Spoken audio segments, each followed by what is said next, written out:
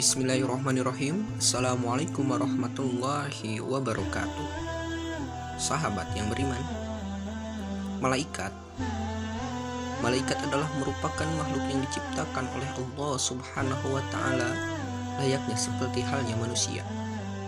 Namun, ada beberapa hal yang membedakan antara malaikat dan manusia, di mana Allah Subhanahu wa ta'ala menciptakan manusia dengan dua pilihan, yakni apakah manusia itu akan selalu taat ataukah ingkar kepada Allah Subhanahu wa ta'ala. Begitu pula dengan malaikat.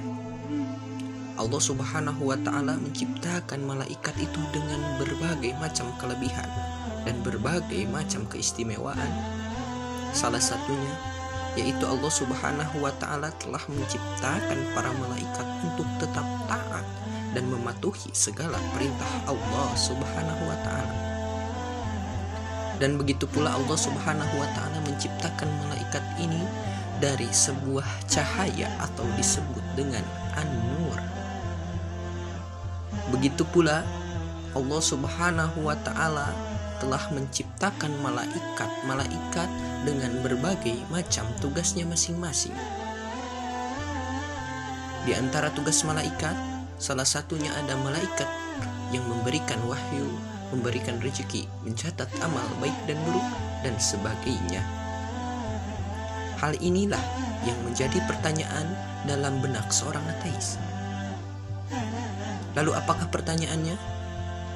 Andaikan Allah Subhanahu wa ta'ala itu maha kuasa, lantas kenapa Allah Subhanahu wa ta'ala masih membutuhkan atau menciptakan para malaikat untuk membantu tugas-tugas Allah Subhanahu wa ta'ala?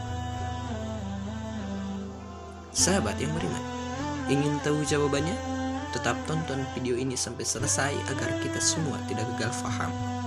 Dan jangan lupa klik like, subscribe, dan jangan lupa aktifkan notifikasi loncengnya agar kita semua dapat membantu channel ini dalam menyiarkan setiap syiar Islam. Sahabat yang beriman, dikisahkan ada seorang ateis yang kembali ke kerumunan jemaah. Lalu ia menanyakan sebuah pertanyaan mengenai halnya malaikat dan mengenai halnya kekuasaan Allah Subhanahu wa ta'ala. Namun dengan syarat, ateis tersebut memberikan syarat agar pertanyaannya dijawab menggunakan akal, tidak boleh menggunakan dalil. Karena sejatinya seorang ateis adalah merupakan orang yang tidak mempercayai adanya eksistensi daripada Tuhan. Dan ia pun tidak mempercayai terhadap dalil, karena dalil adalah merupakan keyakinan orang-orang atau golongan tertentu saja. Lantas apakah yang ditanyakan oleh ateis tersebut? Ateis tersebut menanyakan, seandainya Allah Subhanahu wa ta'ala itu maha kuasa, lantas kenapa Allah Subhanahu wa ta'ala masih menciptakan para malaikat beserta tugas-tugasnya? Seluruh jamaah pun hanya terdiam dan terpaku, tidak ada sanggup yang mampu menjawab.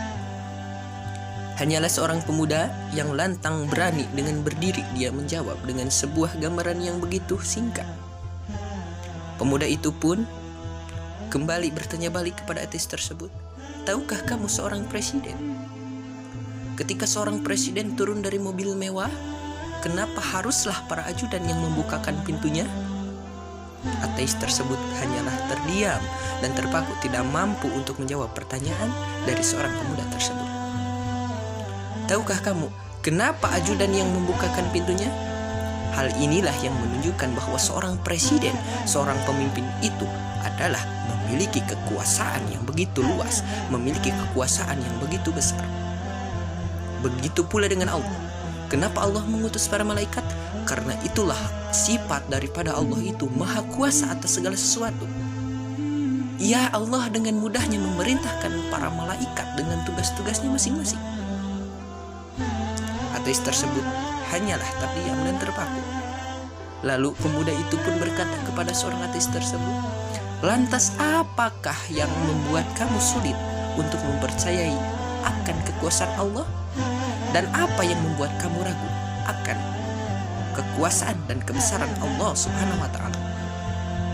Ateis tersebut pun hanyalah terdiam dan tertunduk malu. Sahabat yang beriman, Dari kisah ini kita dapat mengambil pelajaran bahwa sesungguhnya kita tidak perlu untuk memikirkan segala sesuatu yang tidak dapat diraih oleh akal, melainkan raihlah dengan keimanan kita.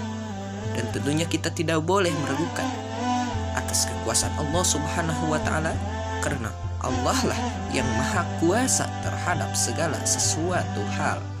Wallahu a'lam bishawab.